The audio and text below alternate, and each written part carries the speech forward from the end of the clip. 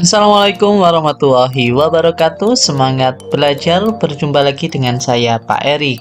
Hari ini kita akan membahas atau berlatih soal PAT atau penilaian akhir tahun tema 6 kelas 3. Ayo belajar.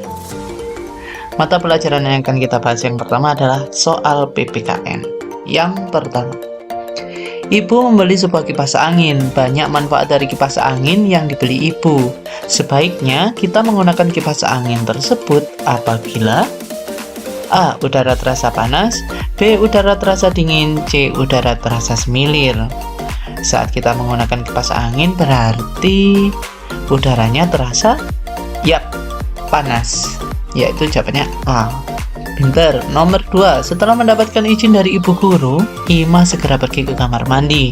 Ketika akan meninggalkan kamar mandi, salah satu kewajiban Ima adalah A. Membiarkan keran air menyala, B. Menunggu bak air sampai penuh, C. Mematikan keran air.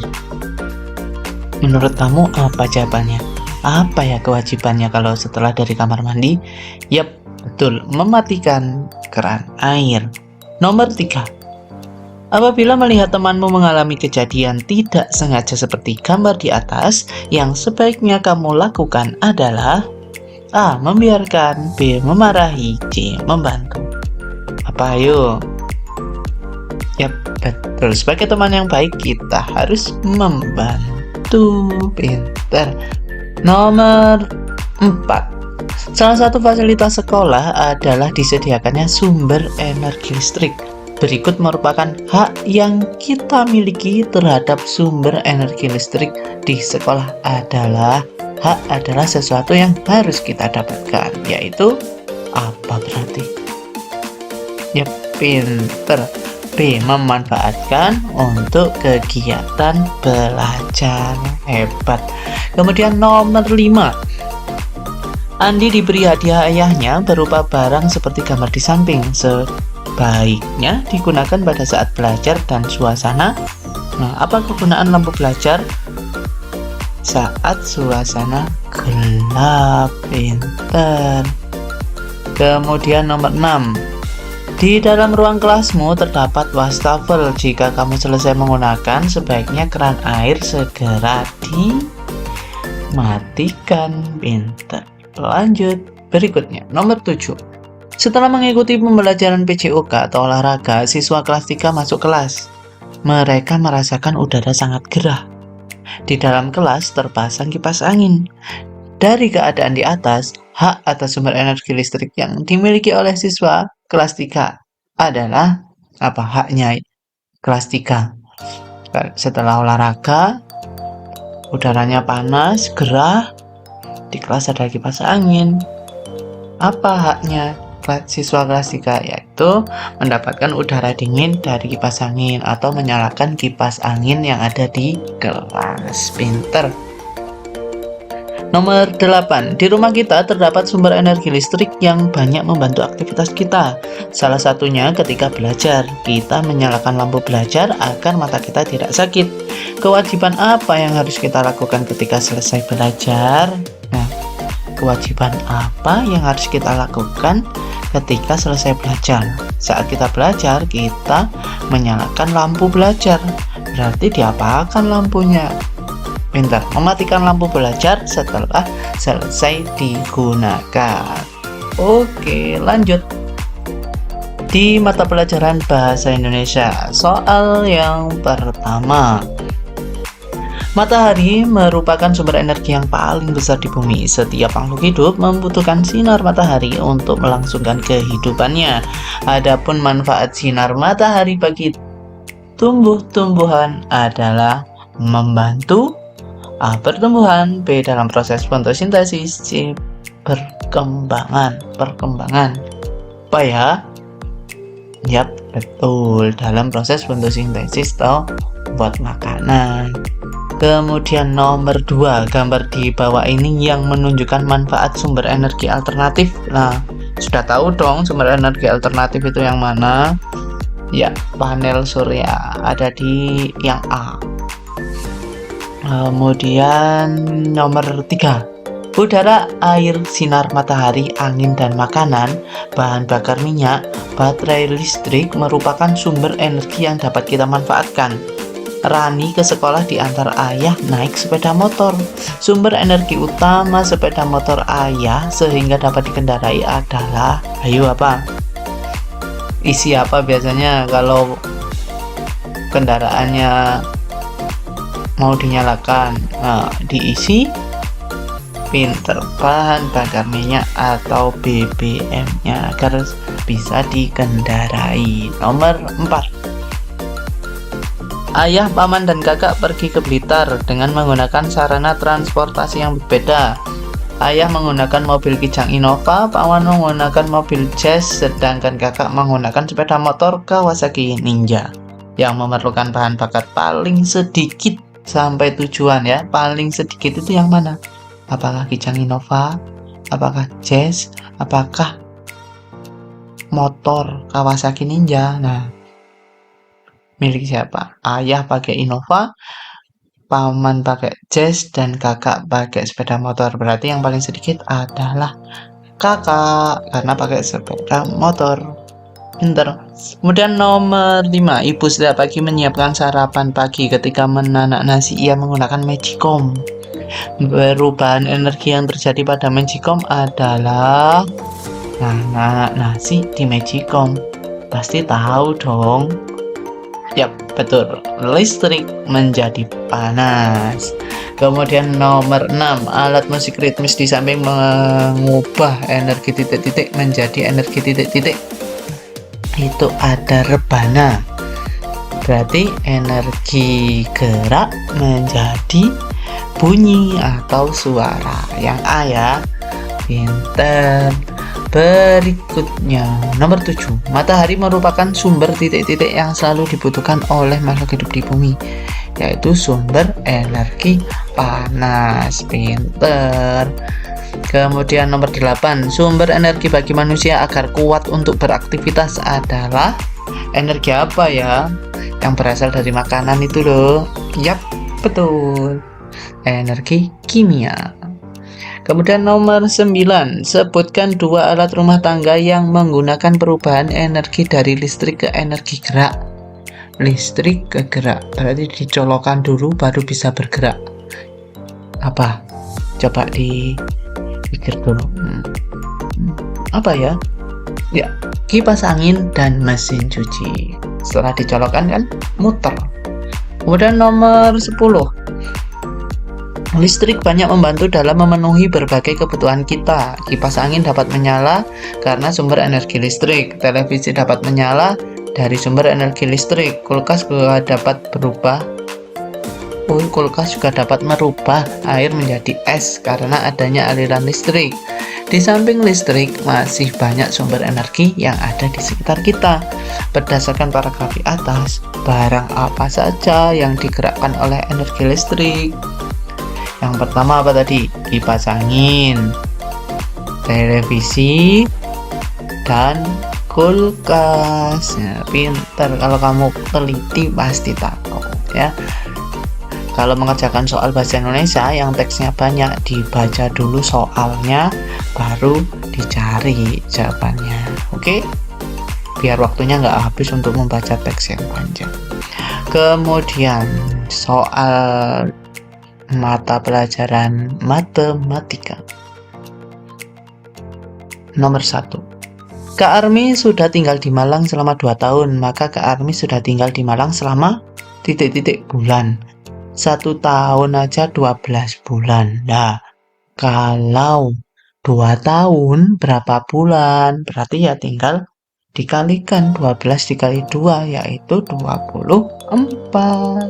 Yang C. Kegiatan di bawah ini yang memerlukan waktu yang paling lama adalah yang paling lama. Apa ya? Makan, sikat gigi, atau tidur?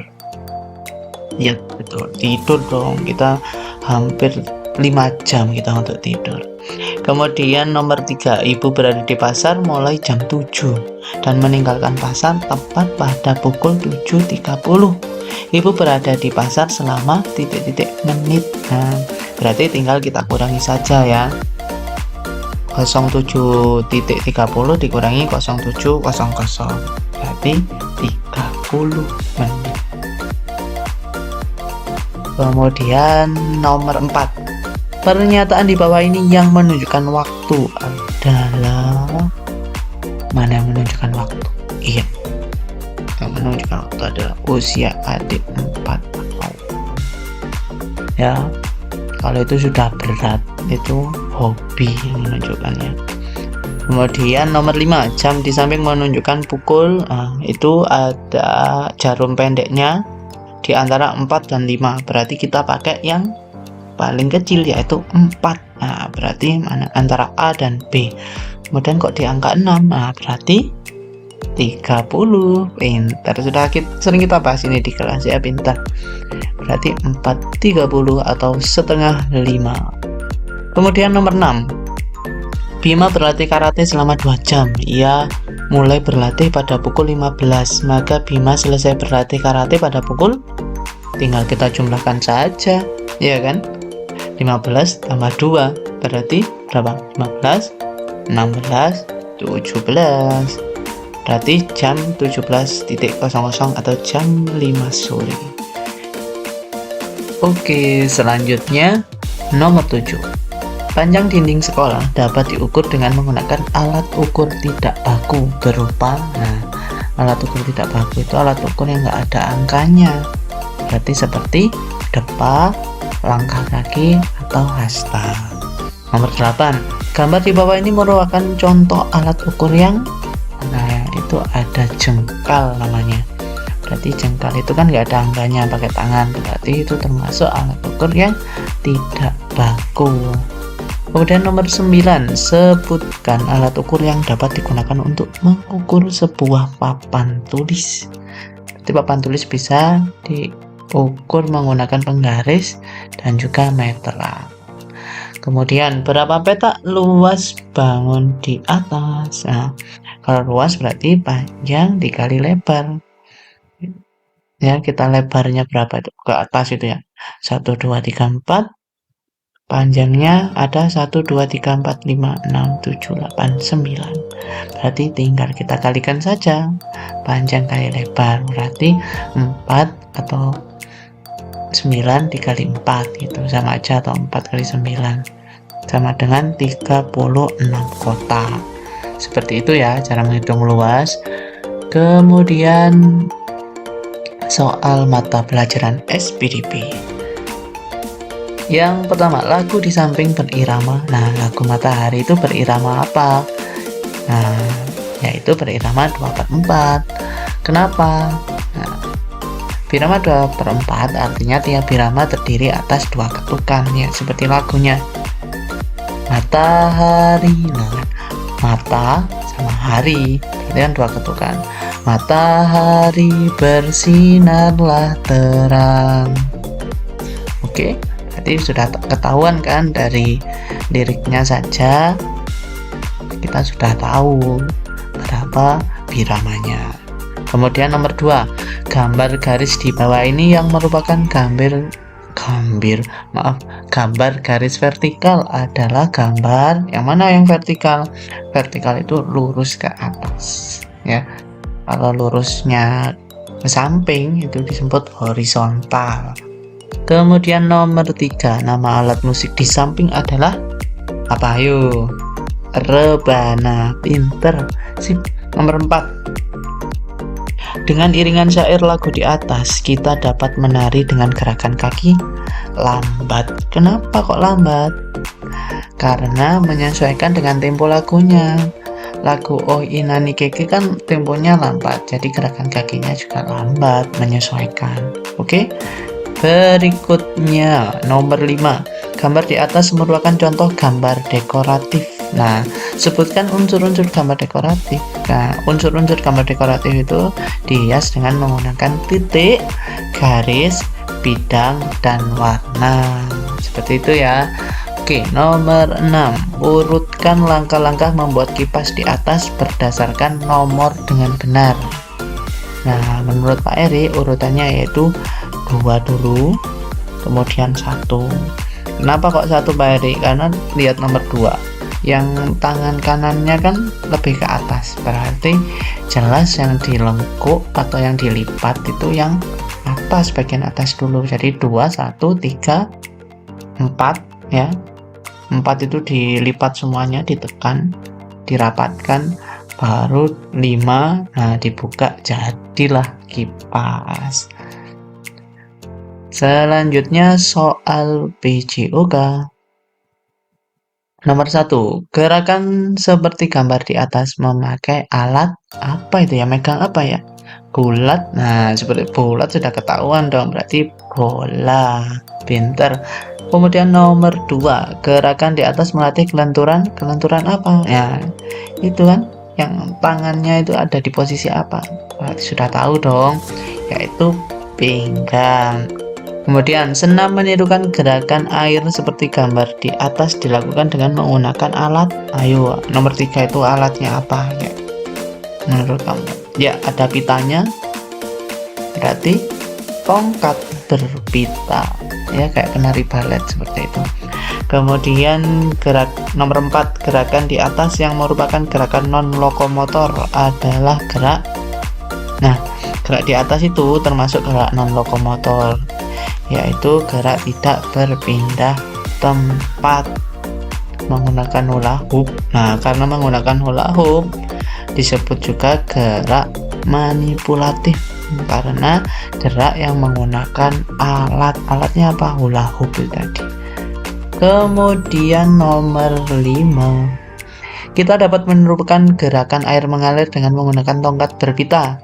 Dari kegiatan tersebut jelas apa yang dimaksud dengan gerakan manipulatif. Seperti yang soal yang tadi ya, gerakan manipulatif adalah gerak yang menggunakan alat. Kemudian nomor 6, urutkan langkah-langkah gerakan air mengalir di atas dengan benar. Menurut Pak Erik urutannya 4, 3, 2, 1. Alasannya apa Pak? Kok nomor 4 dulu? Berdiri tegak, mengayunkan tongkat berpita, kemudian memutar tongkat berpita, dan kembali berdiri tegak. Ini buktinya, ya kan? Berdiri tegak, mengayunkan tongkat berpita ya, diayunkan ke atas, memutar tongkat berpita, setelah diputar kembali berdiri tegak. Oke? Terima kasih, semoga bermanfaat. Sampai jumpa di pembahasan soal selanjutnya. Sampai jumpa. Wassalamualaikum warahmatullahi wabarakatuh.